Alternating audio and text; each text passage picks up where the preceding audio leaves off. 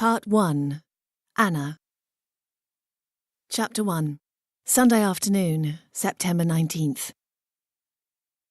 It was supposed to be a mindless train journey home. Peaceful, sleepy, uneventful. I deliberately chose the quiet coach when I boarded at Portsmouth and Southsea.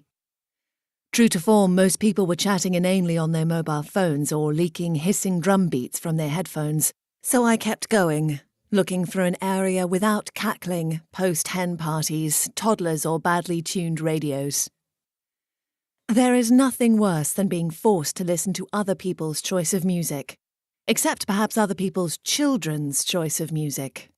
As I entered the next carriage, my foot caught in a loose strap, and I found myself spread-eagled over a table occupied by 4 men in rugby shirts, building a tower of lager cans. I managed to extricate myself from a chorus of Swing Low, Sweet Chariot without too many innuendos and strode on, leaving whoops and cheers in my wake. My simple quest for a quiet spot was proving an impossible task. There was far too much exuberance for a Sunday afternoon. I'd anticipated the entire train subdued with a post-Saturday night slump, not feverish with squeals and giggles. Most people I passed were under 20, wearing Wellington boots. Then it clicked. Probably returning in droves from late summer festivals on the Isle of Wight. It was the mud caking everything below the knee that gave them away. I was glad my music festival days were over. Well, camping out at them at least.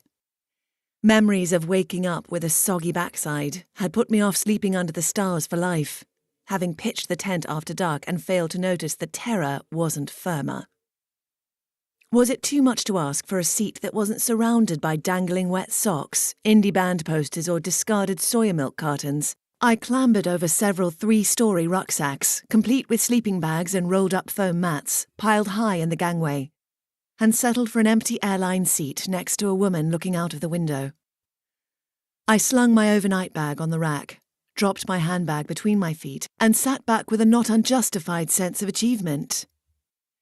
I gave a cordial glance to the woman beside me and felt an immediate kinship with her. She didn't seem to be part of the raucous melee, and looked to be in her late 20s like me. My smile, however, was wasted, as she failed to register my presence. She wore the kind of fixed stare that made me want to flap my hands up and down in front of her face and ask, "Is anyone there?" Her straggly hair had a stiff fringe like a yard broom that looked like it would move all at once if touched. Someone should have told her that the specs were all wrong. They were chunky, like the ones you get in joke shops that have a plastic nose and moustache attached. The right style might have lifted her appearance out of the plain zone into one bordering on pretty. There was something else, however, that struck me as soon as the train left the station. She was edgy, agitated, checking her watch every few moments. I heard her sigh several times and her neck craned back and forth as she looked up and down the aisle. As I tried to settle into my novel, it started to become distracting, and after about 5 minutes, annoying. I turned Michael Bublé up high on my iPod in a bid to block her out. Before long, the guard appeared. "Waterloo, Waterloo," he hummed like the ABBA song as he clipped tiny boxes into the corner of our tickets. My shoulders dropped. Little Miss Fidget was going to be beside me all the way to the end of the line. As if to confirm my fears, she wriggled in her seat, drummed her fingers on the edge of her bag, sniffed, pushed up her glasses, and then started the cycle over again. I remembered I'd bought a Sunday paper at the station, so I pulled down the supplement from the rack and offered it to her.